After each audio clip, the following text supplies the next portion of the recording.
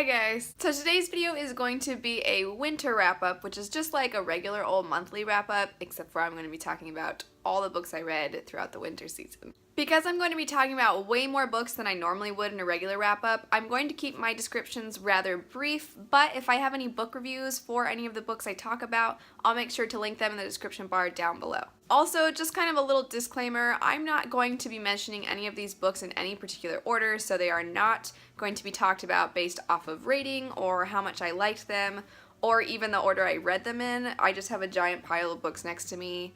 I'm going to be picking them up and showing them to you guys willy-nilly. That being said, the first book on my list is Mistborn by Brandon Sanderson. The setting of this book is really interesting because it basically looks into the idea of what if the Chosen One wasn't a good person? What would the world look like and what would it turn into if that person ruled and ruled for centuries? And that's where the story picks up, and it follows Kelsier and Vin, who are what are known as Mistborn. Mistborn are people who have the ability to ingest different kinds of metals and then glean different kinds of powers based off of the metals that they ingest. It's definitely a really unique magic system, and Brandon Sanderson does such a good job fleshing it out. If you guys like fantasy, I highly recommend it. The next book on my list is one that does not ever get talked about, and it needs to because it's so good, and that is the first book in the Temeraire series by Naomi Novik. I've heard a lot of people talk about this author from the book Uprooted, which I haven't read yet. I've heard kind of mixed things about, but I really love the first Temeraire book. It was so unexpectedly good. I think I just hadn't really heard very many people talk about it, but it basically follows an altered history of the Napoleonic era, but with dragons. When I first heard that, I thought it sounded a little bit cheesy, and I did not think I was going to be a big fan of it, but this book is so good, and there's so many different emotions that it takes you through.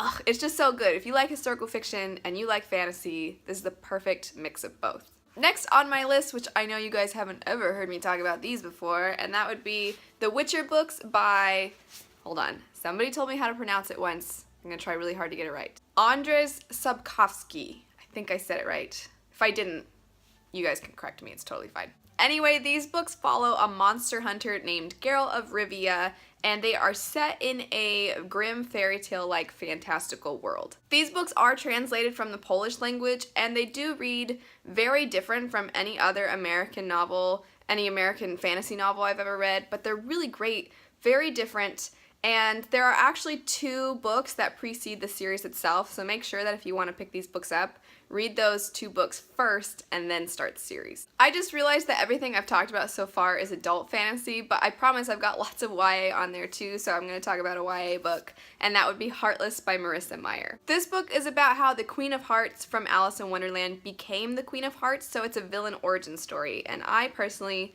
am not the biggest Alice in Wonderland fan, but I really like stories about the bad guy, and I went into it thinking it wasn't going to be that depressing or that dark because it's a YA book, but it was super depressing. I personally love when stories pull at my emotions, so I loved that it was really depressing. If you're the kind of person that wants a super happy ending, you're not really going to get that, which isn't a spoiler because you know from the start it's about how she becomes the bad guy. They don't pull any foo-foo-y nonsense on you. It really goes there, and it's so good, and I highly recommend it to everybody, even if you don't think you really like YA books and you just don't think you're going to be that into any kind of a fairy tale retelling. I still recommend this to whoever. The next books on my list are the Falling Kingdom series by Morgan Rhodes. This is a multi-point of view story that follows a series of different characters, all of which who are either trying to protect their homeland, who are trying to take somebody's homeland, or who are just trying to survive. There are tons of twists and turns, lots of people dying all the time.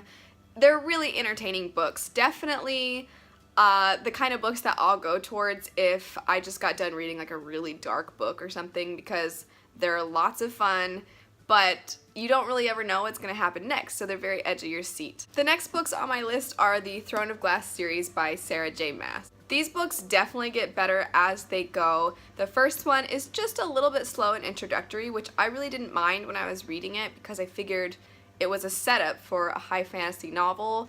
I need time to get acclimated into this world, so it didn't bother me at all, but They do get more interesting and exciting as they go. The main character, Selena, can be a bit much sometimes. She's this notorious assassin and she's very arrogant outwardly.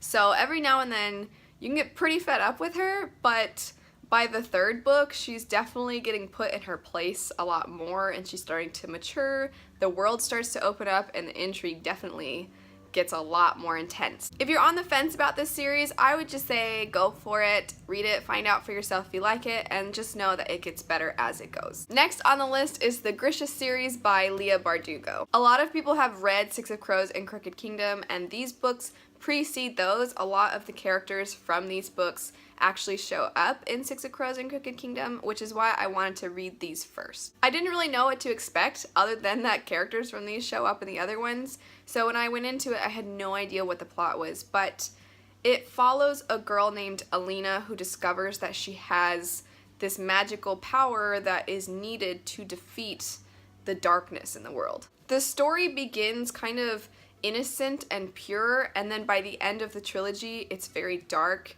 and very mature and very real, and I liked seeing that growth for both the characters and the story. It also has kind of a Russian theme to it, so if you guys like fantasy with Russian flair, that's what these are all about. Next up is the Darker Shade of Magic trilogy by V.E. Schwab. This trilogy follows a man named Kel who has the ability to travel between parallel Londons. Kel serves as a messenger between these different Londons, and he is not supposed to bring anything between them besides the messages that the royalty has for him, but he has a tendency to smuggle things he's not supposed to, which gets him in a little bit of trouble. I will say that the first one starts just a little bit slow, kind of like Throne of Glass. It has to be a bit introductory so you get acclimated into this world, but after that, this one is non-stop.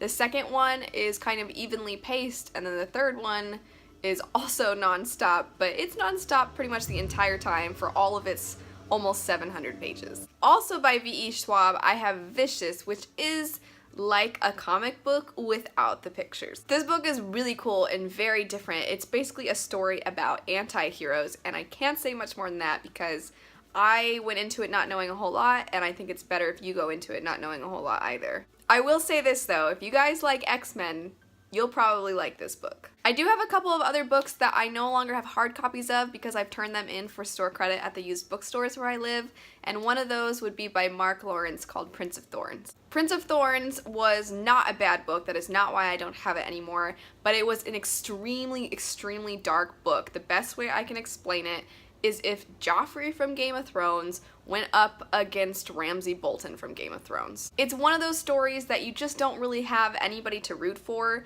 and even though the writing is great, it is just so dark, and I love dark fantasy, but those ones just made me bummed out after I read them, so I had to get rid of them, but that is by no means me trying to tell you don't read them. If you like dark, gritty stuff, you'll like those books. I also read a couple of self-published books. I read Skystone by Skylar Van Dyke, and I read Tom's Inheritance by T.J. Green, which I don't have a hard copy of. It's on my Kindle app. Tom's Inheritance is a King Arthur retelling, and Skystone is its own story, but it follows a girl who discovers that she has the ability to go into this kind of parallel world that's kind of stuck in a different, almost like dimension, and she basically has to become the hero in the story, as does Tom in Tom's Inheritance. Although I think that these are categorized as possibly being YA, I would consider these both to be middle grade. I think they worked as books that are really great for if you have a young person in your life who's not really read fantasy before but they want to get into it. These are good quick reads to give them, and I think help get them interested in the fantasy genre. Anyway, there you go, guys. There are all the books I read this winter. If you guys have read any of these, let me know in the comment section down below, or if you're interested in reading them, let me know that too. I'm always looking for more books to read, even though I have way too many books on my TBR, but if you guys have some really great books that you read over this winter, let me know that as well. But as always, if you liked the video, don't forget to like, comment, and subscribe. Click the little bell icon so you get notified when I post new videos, and check out some more videos right over here. Thanks so much for watching, and I'll see you guys later. Bye!